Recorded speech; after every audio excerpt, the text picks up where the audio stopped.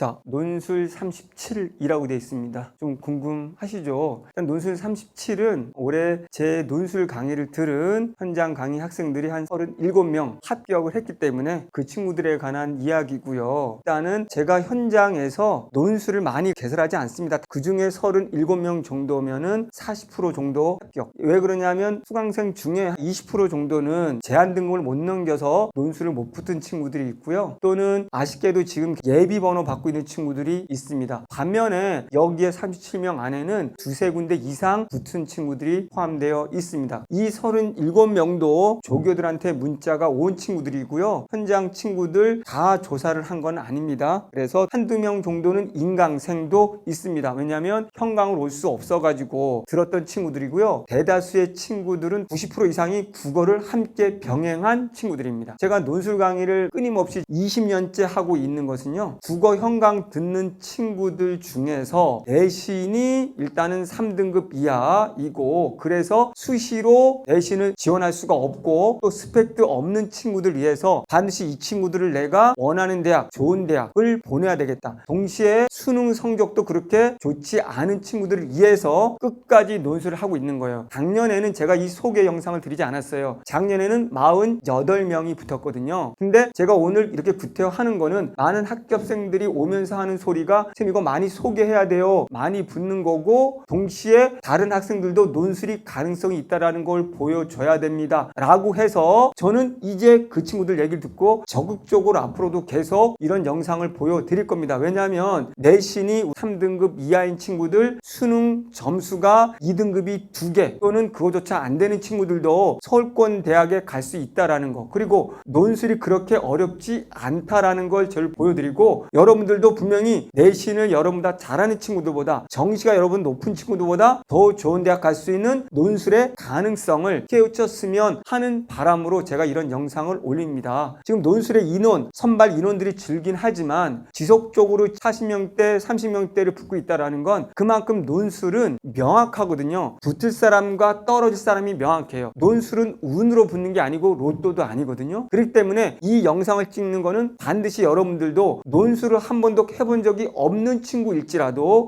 이 논술이라는 건 지식을 필요로 하지 않는다, 글쓰기 실력을 필요로 하지 않는다거든요. 제가 국어 강의 자체에서도 뜻풀이를 하지 않고 지식을 주지 않습니다. 어떤 조건 하에서도 스스로 풀어갈 수 있는 힘, 해석할 수 있는 힘, 객관적 기준을 잡는 능력과 기준 속에서 사고하는 힘을 주기 때문에 문학 같은 경우에도 암기 정리 뜻풀이 자료를 주지 않는다는 거예요. 스스로 어떤 게 나오도 풀 수 있는 힘을 주는 거고 비문학에서도 역시 서론이나 첫 문장이라는 논리적 기준으로 읽어가는 힘을 줄 뿐이지 배경지식 설명하지 않습니다. 논술에서도 똑같습니다. 여러분이 글을 한 번도 써본 적이 없더라도 논술은 글쓰기 실력을 뽑는 시험이 아니거든요. 서로 다른 성격의 글들을 논리적으로 관통해서 논리적 범주의 공통과 차이점들 그들의 관계성만 그 범위 안에서 쓰면 되는데 벌써 수능 국어와 똑같이 문학에서는 복이라는 기준 논술에서는 문제 보면 벌써 이 범위가 뭔지를 다 알 수 있거든요. 그것들을 모든 대학을 동일한 방식으로 동일한 논리로 지식 없이 풀기 때문에 작년의 기출, 작년 모든 대학의 예비 논술들을 다 풀면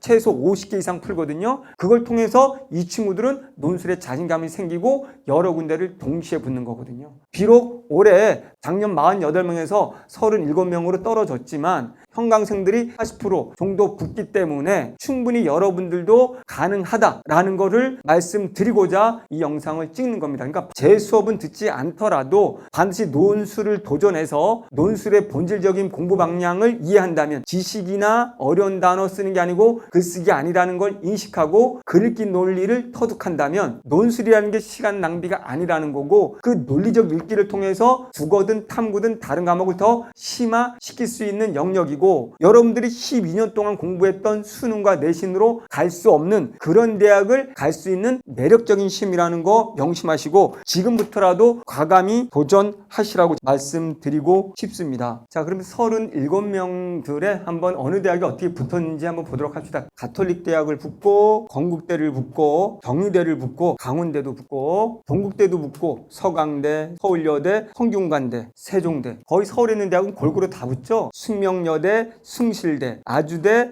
연세대, 이하여대, 인하대도 붙고 중앙대 엄청 많이 붙네요. 중앙대 제일 많이 붙었네요. 그 다음에 한국예대 역시 많이 붙네요. 자, 한국예대하고 중앙대가 가장 많네요. 홍익대, 서울에 있는 모든 대학들은 거의 다 대부분 붙었다라고 보면 될 것 같습니다. 이렇게 37명을 소개한 것은 분명 여러분들도 이 합격의 주인공이 될 수 있다라는 가능성을 보여드리고자 하는 겁니다. 저는 현장에서 많은 강의를 깔지는 않지만 최선을 다해서 여러분들이 수능 내신으로 갈 수 없는 대학을 합격시킬 수 있도록 국어와 함께 더불어서 여러분이 원하는 대학 갈 수 있도록 최선을 다해서 내년에는 37명이 아니라 제한 등급 넘기지 못하는 친구를 뺀 모든 친구들이 다 합격할 수 있도록 저는 최선을 다할 거고요. 여러분들도 꼭 열심히 논술에 도전해서 합격의 주인공이 되시기 바랍니다.